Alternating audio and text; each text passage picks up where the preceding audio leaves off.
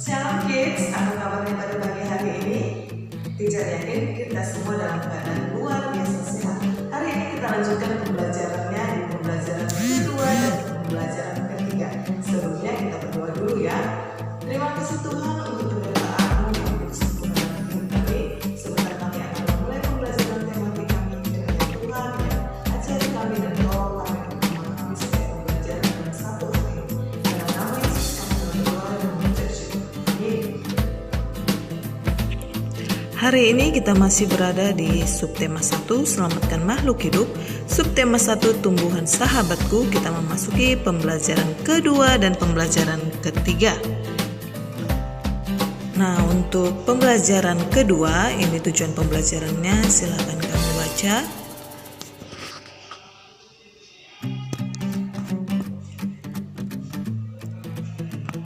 Kita buka buku paket halaman 17. Tahukah kamu bahwa ada beberapa jenis tumbuhan yang dapat diolah menjadi makanan dan obat? Ayo kita cari tahu. Di Asia Tenggara banyak tumbuhan yang dimanfaatkan untuk bahan makanan. Namun di antaranya banyak juga yang dimanfaatkan sebagai obat. Asia Tenggara sebagai wilayah tropis memungkinkan banyak tumbuhan hidup. Oleh karena itu, masyarakatnya banyak bercocok tanam untuk memanfaatkan kesuburan tanahnya. Bawang merah sering dijumpai di dapur masyarakat Indonesia. Selain dipakai untuk bumbu, bawang merah juga bermanfaat untuk mengobati beberapa penyakit. Orang Jawa mengenalnya dengan sebutan brambang. Bawang merah hidup di Asia Tenggara. Masyarakat Indonesia, Malaysia, Thailand, dan Filipina adalah pengguna bawang merah terbesar. Kita lanjutkan ke halaman 22. Di hari libur, Lani dan teman-temannya merencanakan untuk berkumpul di rumah Edo. Mereka berencana membuat minuman dari jahe. Ya, mereka akan mengolah jahe menjadi minuman sehat dan segar. Namun, alangkah kagetnya Lani, Udin, Siti, Dayu, dan Beni, Edo ternyata sedang sakit. Ia batuk dan demam. Edo terbaring di tempat tidur. Mereka akhirnya bersepakat membuatkan wedang jahe untuk Edo. Di belakang rumah Edo banyak tanaman jahe. Edo sangat senang, persahabatan mereka sangat indah. Mereka memiliki latar belakang yang berbeda, namun semangat tolong-menolong di antara mereka sangat tinggi. Bagaimana pendapatmu tentang sikap teman-teman Edo? Tulislah pendapatmu pada kolom di bawah ini. Sikap teman-teman Edo sesuai dengan nilai-nilai yang ada pada sila Pancasila. Pahami kelima sila Pancasila berikut ini.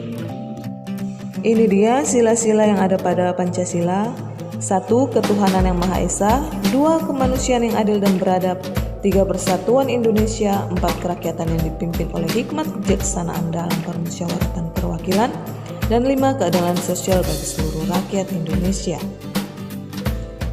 Tahukah kamu nilai-nilai yang terkandung dalam sila ketuhanan yang Maha Esa? Yaitu sebagai berikut.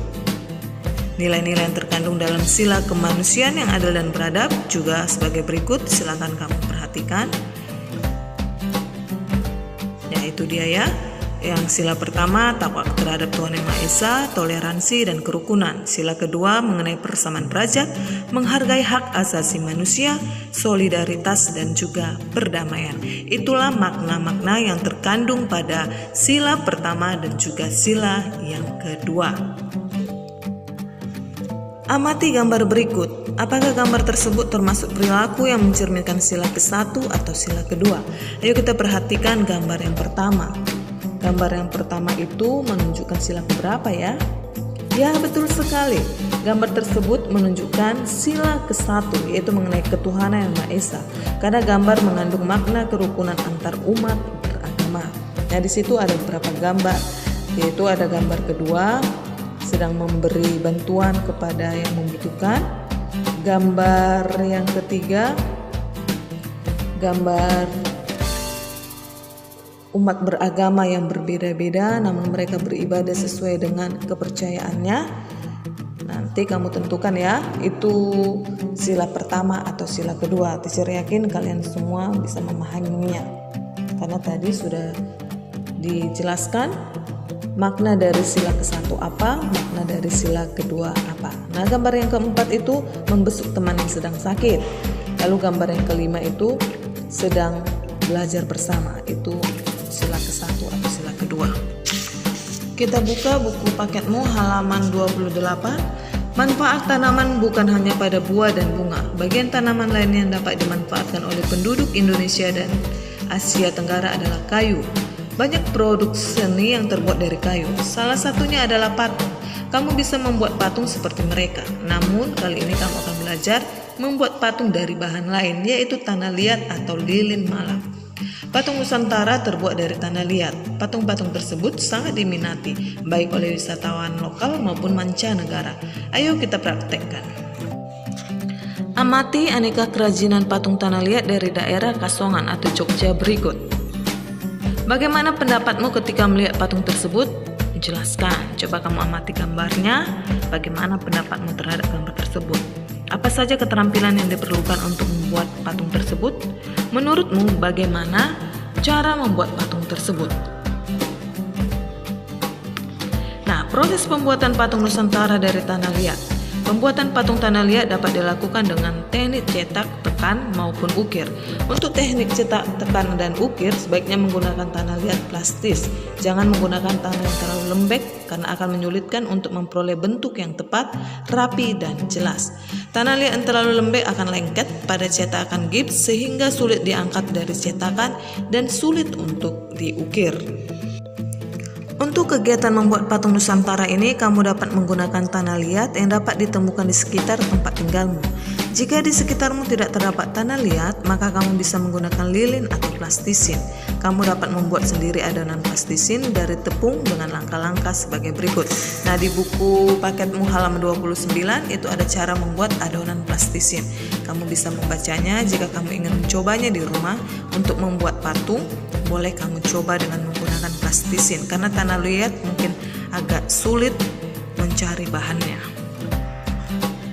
Nah, di pembelajaran 2 ini apa saja yang telah kita pelajari? Silakan kamu baca, ini kesimpulan dari pembelajaran 2 hari ini. Kita masuki pembelajaran ketiga di halaman 31. Ini merupakan tujuan pembelajaran di pembelajaran 3 hari ini.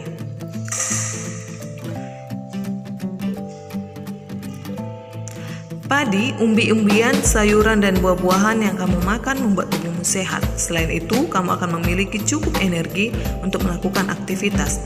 Akan tetapi, makanan yang kamu makan saja tidak cukup. Kamu perlu berolahraga untuk membuat badanmu sehat dan kuat. Tumbuhan selain berkembang biak dengan cara generatif juga berkembang biak dengan cara vegetatif. Bagaimana perkembangbiakan vegetatif pada tumbuhan? Ayo kita cari tahu. Nah, di pembelajaran lalu kita sudah sedikit membahas mengenai perkembangbiakan generatif dan perkembangbiakan vegetatif. Teacher yakin kalian masih mengingatnya walaupun tidak ingat sepenuhnya, tapi ada yang masih kamu ingat sedikit demi sedikit. Kita mulai dari nanas. Nanas berkembang biak dengan cara vegetatif. Pembibitan tunas dapat dilakukan untuk pengembangbiakannya. Jadi nanas itu berkembang biak dengan tunasnya. Selanjutnya kita perhatikan bawang merah. Bawang merah memiliki bentuk berlapis yang di tengahnya akan tumbuh tunas. Umbi lapis terdiri atas daun yang tumbuh melapisi batang dan membengkak di dalam tanah. Nah, jadi bawang itu berkembang biak dengan umbi lapisnya. Selanjutnya pohon pisang. Pohon pisang berkembang biak dengan cara membentuk anak pisangan pohon yang disebut dengan tunas. Nah, pohon pisang juga berkembang biak secara vegetatif, yaitu dengan tunasnya juga. Beberapa tumbuhan berkembang biak dengan cara vegetatif. Tahukah kamu yang dimaksud dengan perkembangbiakan secara vegetatif? Perkembangbiakan secara vegetatif adalah cara berkembang biak suatu makhluk hidup yang terjadi tanpa melalui perkawinan. Makhluk hidup baru tumbuh berasal dari induknya. Cara perkembangbiakan vegetatif alami ada beberapa jenis. Yang pertama spora. Spora itu alat perkembangbiakan pada jenis paku-pakuan, lumut dan jamur. Tunas, alat perkembangbiakan pada pisang dan bambu. Umbi, perkembangbiakan pada kentang, singkong, ubi, bawang, wortel dan mur. Rizoma atau rimpang itu perkembangbiakan pada jahe, kunyit dan lengkuas. Geragi itu perkembangbiakan pada stroberi. Itu dia jenis-jenis vegetatif alami. Nah, tugas kita hari ini ada di buku paket halaman 35. Perhatikan lingkungan sekitarmu, catatlah informasi tentang tanaman yang berkembang biak secara vegetatif. Catatlah pada tabel berikut. Tabelnya cukup kamu buat 2 tabel seperti ini. Keterangannya tidak perlu kamu buat. Contohnya, pisang, cara berkembang biaknya dengan tunas. Lalu kamu buat 5 jenis tanaman lagi dan bagaimana cara berkembang biak ke-5 jenis tanaman tersebut. Teacher berharap tugas hari ini selesai hari ini, tidak teacher tunggu hingga besok supaya tugasmu tidak menumpuk. Lalu nanti teacher akan kirimkan link Zoom meeting. Teacher berharap semuanya turut dalam link Zoom meeting nanti. Demikian pembelajaran